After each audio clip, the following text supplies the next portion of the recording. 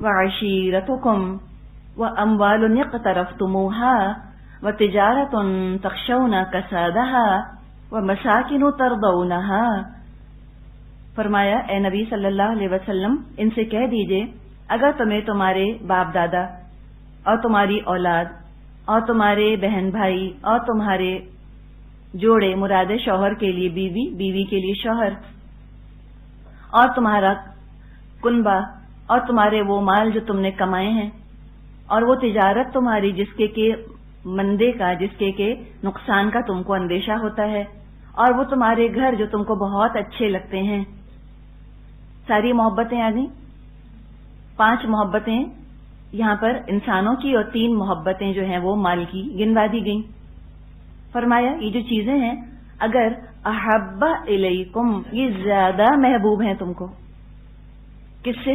من اللہ اللہ سے، ورسولہ اور اس کے رسول سے، وجہاد فی سبیلہ اور اللہ کی راہ میں جہاد کرنے سے، تو اب یہ فتنہ بن گئی ہیں۔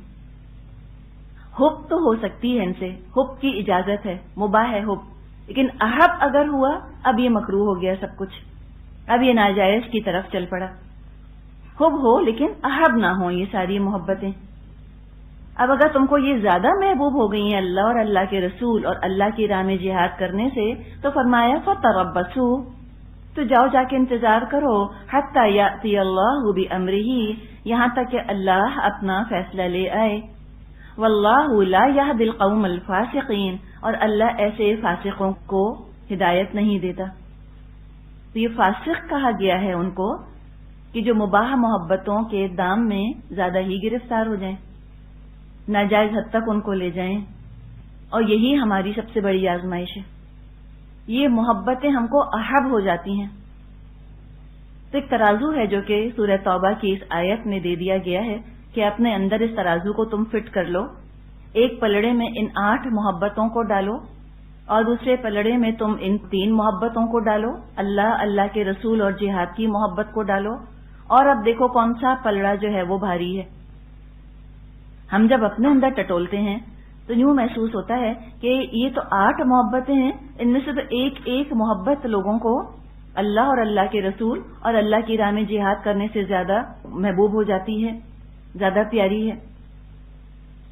تو یہ تھوڑا سا انسان کو ان محبتوں کو کنٹرول کرنے کی ضرورت ہے، اور یہی بہت بڑا جہاد ہے کہ ہم مباح محبت کو ناجائز ہونے سے بچا لیں۔ اچھی خاصی جائز چیز کیوں اس کو ہم ناجائز راستے کے اندر لگاتے ہیں؟ آپ دیکھیے کوئی شخص ہے جو کہ بہت ہی محنت مشقت سے حلال ذریعے سے کچھ پیسہ کماتا ہے، محنت مزدوری کرتا ہے، حلال پیسہ ہے، اس حلال پیسے کو لا کر وہ کسی ناجائز چیز میں خرچ کر دیتا ہے۔ کتنا نقصان کیا اس نے اپنا۔ اچھی بھلی چیز تھی، اس اچھی بھلی چیز کے غلط استعمال نے اس چیز کو غلط کر دیا، گناہ کا باعث بنا دیا۔ اچھی بھلی محبتیں ہیں، ہماری زندگی کی رونق ہیں یہ محبتیں، رشتہ داروں کی، اولاد کی، والدین کی، مال کی، گھروں کی محبت، اچھی بھلی محبتیں ہیں، لیکن ان میں حد سے زیادہ ملوث ہونا، اوور انوالومنٹ، اور ان محبتوں کو بچانے کے لیے اللہ کی محبت کو قربان کر دینا ان کے اوپر، یہ تو ہم نے وہی کام کیا کہ اچھی خاصی چیز کو ہم نے ناجائز بنا دیا۔ اور یہ بہت بڑا جہاد ہے انسانوں کا، محبتوں کو کنٹرول کرنا، ان کو اپنی حد کے اندر رکھنا۔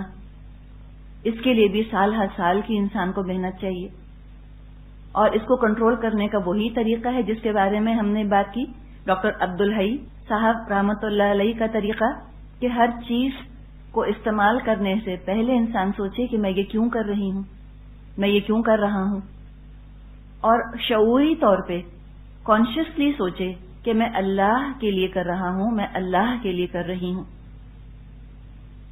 اور یہ ایک دم نہیں ہو جائے گا، 2-4 دن کی یہ کوشش نہیں ہے، 2-4 دن کا یہ جہاد نہیں ہے، اس میں بڑا وقت لگے گا، کئی سال اس میں لگ جائیں گے، تب انشاءاللہ وہ وقت آئے گا کہ ہم جس سے محبت کریں گے ہم اللہ کی خاطر اس سے محبت کریں گے۔ جب انسان مباح محبتوں کو اللہ کی محبت کے تابع کر دیتا ہے، اب یہ محبتیں اس کے لیے طاقت کا باعث بن جاتی ہیں، کمزوری کا باعث نہیں بنتی، اس کو امپاور کرتی ہیں، اس کو محتاج نہیں کرتی۔ جو اللہ کی خاطر محبت کرتا ہے ان چیزوں سے، وہ ہمیشہ دینے والا رہتا ہے، وہ لینے والا نہیں بنتا، وہ ہاتھ نہیں پھیلاتا توقعات کی شکل میں لوگوں کے سامنے۔ اس کی شخصیت بہت مضبوط رہتی ہے۔ محبتیں، یہ دنیا کی محبتیں، یہ مباح محبتیں کبھی اس کو دکھ نہیں پہنچائیں گی، اذیت کا سبب نہیں بنیں گی، کبھی رنج نہیں پہنچائیں گی اس کو، بلکہ یہ محبتیں اس کو ایک پازیٹو آؤٹ لک دیں گی، اس کی زندگی میں خوشیاں پھیلائیں گی، خوشی کا سبب بنیں گی، اطمینان کا سبب بنیں گی۔ تو اللہ کی خاطر مباح چیزوں سے محبت کرنے والا ہمیشہ پازیٹو رہتا ہے، آپٹمسٹک رہتا ہے، خوش مزاج اور خوش اخلاق رہتا ہے، بے لوث اور بے غرض رہتا ہے۔ اور اگر کوئی شخص اللہ سے اس لیے محبت کرتا ہے کہ اللہ مجھ کو دنیا کی محبتیں دیتا رہے، اللہ میری دنیا کی محبتیں برقرار رکھے، یہ آپ کو بات سمجھ آئی ہے؟ اللہ سے وہ اس لیے محبت کرتا ہے، مراد کیا ہے؟ نماز اس لیے پڑھتا ہے، زکوٰۃ اس لیے دیتا ہے، اور وہ اللہ تعالی سے دعا اس لیے کرتا ہے، وہ اللہ کو راضی اس لیے رکھنا چاہتا ہے کہ اللہ جن چیزوں سے مجھ کو دنیا میں محبت ہے ان پر آنچ نہ آئے۔ میں نماز اس لیے پڑھوں کہ گھر میں چوری نہ ہو، میں زکوٰۃ اس لیے دوں کہ میرا مال جو ہے وہ برقرار رہے، میں دعائیں اور حج اس لیے کروں کہ اولاد جو ہے وہ خوش و خرم رہے، ان کی شادیاں اچھی جگہ ہو جائیں، سب کی صحت برقرار رہے۔ ایک یہ طریقہ ہوتا ہے نا، اللہ سے اس لیے محبت کر رہے ہیں کہ اللہ دنیاوی محبتوں کی سب کی حفاظت کرے، ان کو کچھ نہ ہونے پائے۔ ایسے لوگ ہمیشہ اپسیٹ رہتے ہیں۔ جہاں کچھ ہوتا ہے سب سے پہلے تو اللہ سے بدگمان ہوتے ہیں، کہتے ہیں لو کیا فائدہ ہوا اللہ سے محبت کرنے کا، ہمیں تو یہ نقصان ہو گیا۔ اور دوسرے وہ لوگوں کی طرف سے بھی ہمیشہ انسیکیور رہتے ہیں۔ تو مباح محبتوں کو جب واجب محبت کی کیٹیگری میں لے گئے تو پھر اپنا نقصان کیا،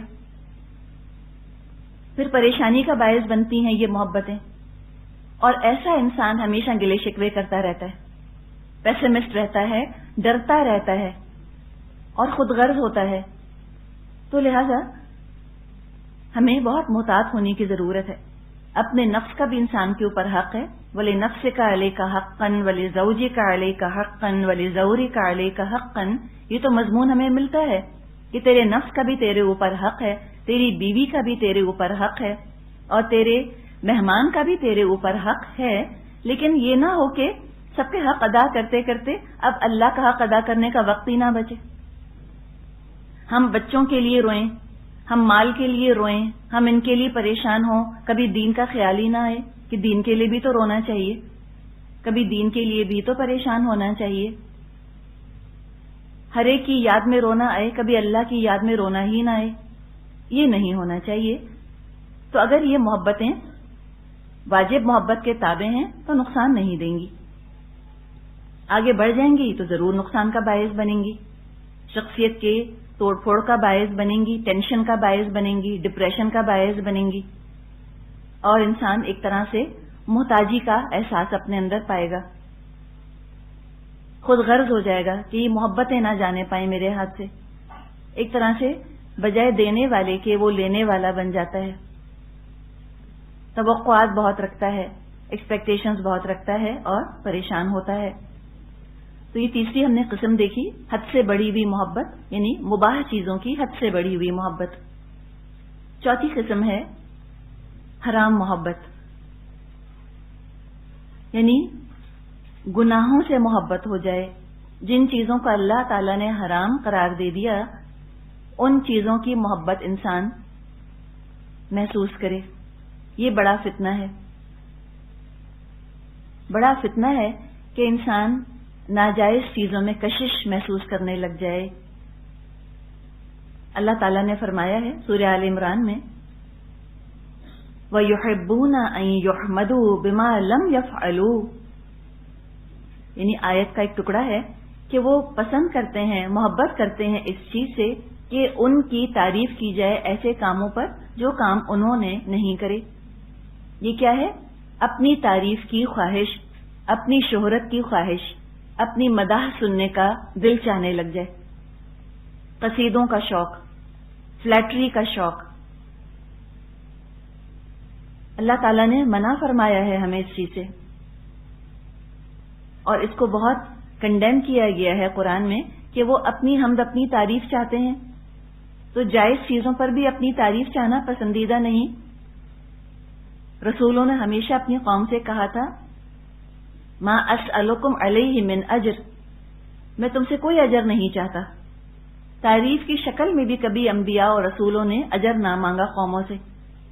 تو جائز چیزوں پر بھی جو کام کیا اس پر بھی بہت تعریف چاہنا اور اپنی شہرت کی خواہش دل میں رکھنا انتہائی ناپسندیدہ ہے اسلام میں. کہاں کہ جو کام خود کیا ہی نہیں اور چاہیں کہ کریڈٹ مجھ کو مل جائے اس کا، یہ تو بالکل مناسب نہیں. اسی طرح ایسی چیزوں سے محبت کرنا جس سے کہ اللہ نے منع کیا، مثال کے طور پہ شراب کی طرف کشش محسوس ہو، یا زنا یا جوا، ان چیزوں کی کشش محسوس کرنا، یہ سب حرام محبتیں ہیں. ان سے اپنے دل کو بچانے کی ضرورت ہے. حرام چیزوں کی محبت دل میں اس وقت آتی ہے جب ارد گرد انسان لوگوں کو ان چیزوں میں ملوث پائے. اس کے ساتھ ہی جن لوگوں کی صحبت میں وہ رہتا ہے، اگر دیکھتا ہے کہ یہ لوگ حرام چیزوں کے اندر ملوث رہتے ہیں اور دنیا میں تو کوئی نقصان نہیں پہنچ رہا ان کو، بلکہ یہ تو بہت انجوائے کر رہے ہیں، ان کو مزہ آ رہا ہے. اور شیطان تو یہ کرتا ہے، شیطان تو گناہوں کو بڑا ہی انجوائبل اور خوبصورت بنا کر دکھاتا ہے. جب یہ دیکھتے ہیں کہ یہ سب گناہ کر رہے ہیں، مزہ بھی اتنا آ رہا ہے، زندگی اتنی رنگین ہو رہی ہے اور کوئی نقصان بھی ان کو نہیں پہنچ رہا، جن چیزوں سے یہ محبت کر رہے ہیں تمام کی تمام ان کی وہ پسندیدہ چیزیں بھی اپنی جگہ موجود ہیں، تو انسان کے دل میں یہ شیطانی خیال آتا ہے کہ کیوں نہ میں بھی ان حرام کاموں کے اندر ملوث ہو جاؤں، اور پھر وہ ان چیزوں کی محبت میں گرفتار ہو جاتا ہے. اب آپ دیکھیں، سوچنے کی بات یہ ہے کہ شیطان کا تو کام ہی یہ ہے نا کہ وہ گناہوں کو رنگین اور خوبصورت بنا کر دکھائے. اللہ تعالیٰ نے تو فرمایا ہے زین لہم الشیطان اعمالہم، شیطان نے ان کے برے اعمال ان کے لیے خوشنما بنا دیے ہیں. اگر یہ گناہ اٹریکٹیو نہ ہوتے، پرکشش نہ ہوتے تو ان سے بچنے کا کیا اجر تھا پھر؟ یقیناً انسان اپنے اندر ان کی کشش محسوس کرتا ہے، لیکن اسی میں تو امتحان ہے، نہیں جانا ان چیزوں کی طرف جن سے کہ اللہ نے منع کر دیا. اور جو لوگ ان چیزوں کو پرکشش بنا کر پیش کرتے ہیں شاعری کے ذریعے یا اشتہارات کے ذریعے یا اپنے عمل میں ان کو لاتے ہیں، پھر ان کے استعمال کی تعریفیں لوگوں کے آگے بیان کرتے ہیں، تو وہ تو اللہ کے ہاں پسندیدہ قرار نہیں پا سکیں گے. نقص سزا یہ ملے گی دنیا میں ایسے لوگوں کو کہ اللہ کی محبت سے محروم رہیں گے. جو واجب محبت ہے وہ ان کو حاصل ہی نہ ہوگی، وہ ان کو ملے گی ہی نہیں. تو جب انتہائی ویلیوبل چیز نہیں ہوتی تو ہم کہتے ہیں you have to make do with the lesser things. پھر گھٹیا گھٹیا حقیر چیزوں کی محبت پر لوگ کفایت کر لیتے ہیں. تو حرام چیزوں کی محبت نہ پیدا کرنے کی کوئی کوشش کرنی چاہیے، اس سے بچنا چاہیے، اور نہ حرام چیزوں کی محبت دل میں انسان لے کر آئے، ہر طرح سے بچے، ان سے دور رہے. اور انسان کے لیے بڑی آزمائش یہ ہو جاتی ہے کہ انسان کسی ایسے شخص سے محبت کرتا ہو جو اللہ سے محبت نہ کرے. یہ بڑی آزمائش ہے. سب سے اچھی چیز، سب سے مبارک چیز تو یہ ہے کہ ہم جس سے محبت کرتے ہوں وہ خود بھی اللہ سے محبت کرتا ہو. تبھی تو وہ دعا مانگی گئی ہے نا کہ اللہ تعالیٰ تو دے مجھ کو حب من یحبک، اللہ اس شخص کی محبت مجھ کو دے دے جو تجھے پسند ہے. اور ایسے لوگوں سے ہم محبت کرنے لگیں، ایسے لوگوں سے ہم جڑ جائیں. لیکن اگر کسی شخص سے ہم محبت کرتے ہیں اور وہ اللہ سے محبت نہیں کرتا تو پھر آپ دیکھیں کتنی آزمائش ہوتی ہے انسان کی. والدین ہیں، والدین کی محبت ہے دل کے اندر، والدین اللہ سے محبت نہیں کرتے تو بڑی آزمائش بن جاتے ہیں. شوہر ہے، شوہر سے محبت ہے لیکن شوہر اللہ سے محبت نہیں کرتا. اولاد ہے، ہمیں اولاد سے محبت ہے، اولاد اللہ سے محبت نہیں کرتی. ہمارے فرینڈز ہیں، ہمیں بہت اچھے لگتے ہیں، ہمارے دکھ سکھ میں ہمارا ساتھ دیتے ہیں لیکن وہ اللہ سے محبت نہیں کرتے. تو آزمائش بن گئے نا پھر وہ. فتنہ بن گئے۔ اب اس میں انسان واجب کو سب سے اوپر رکھے اور ان محبتوں کو اگر قربان کرنا پڑتا ہے تو قربان کرے، لیکن اللہ کی محبت نہ چھوڑے۔ تو گناہوں سے بہت بچنے کی ضرورت ہے، گناہوں کی محبت دل میں پیدا نہ ہو، اور ایسے لوگوں کی محبت بھی دل میں نہ پیدا ہو جو اللہ سے جنگ کرتے ہیں۔ مراد یہاں پر کفار، اللہ کرے کفار کی محبت ہمارے دلوں کے اندر پیدا نہ ہو۔ اللہ تعالیٰ نے فرمایا ہے سورہ مجادلہ آیت نمبر 22 میں، لا تجد قوما یؤمنون باللہ والیوم الآخر یؤادون من حاد اللہ ورسولہ، تم نہیں پاؤ گے ایک قوم کو جو کہ ایمان رکھتی ہو اللہ اور آخرت پر، کہ وہ محبت کرتے ہوں ان لوگوں سے کہ جو جنگ کر رہے ہیں اللہ اور اللہ کے رسول سے۔ کیسے ان کی محبت ہو سکتی ہے؟ اس کلچر کی محبت دل میں کیسے ہو سکتی ہے کہ جو کہ اسلام دشمنی پر مبنی ہے، جو اللہ کی نافرمانی پر کھڑا ہوا ہے؟ اس کلچر کی محبت نہیں آ سکتی دل میں، ان لوگوں کی بھی محبت دل میں نہیں آ سکتی جو اللہ کے رسول سے جنگ کرنے والے ہیں، اللہ اور اللہ کے رسول کی جو مخالفت کرتے ہیں۔ تو یہ تو حرام محبت ہے کہ اللہ کے دشمنوں سے انسان محبت کرنا شروع کر دے۔ تو اللہ تعالیٰ سے بہت ہی ہم کو دعا کرنی چاہیے کہ اللہ تعالیٰ ہم کو واجب محبت کا حق ادا کرنے والا بنائے، اور اللہ تعالیٰ حرام محبتوں سے ہم کو بچا لے، ہمیں دور کرے، اور اللہ تعالیٰ ناجائز محبتوں کے فتنے سے بچا لے کہ ہم مباح چیزوں کو ہم ناجائز کی حد تک لے جائیں اور اچھی خاصی حلال چیز کو ہم اپنے لیے فتنہ بنا لیں۔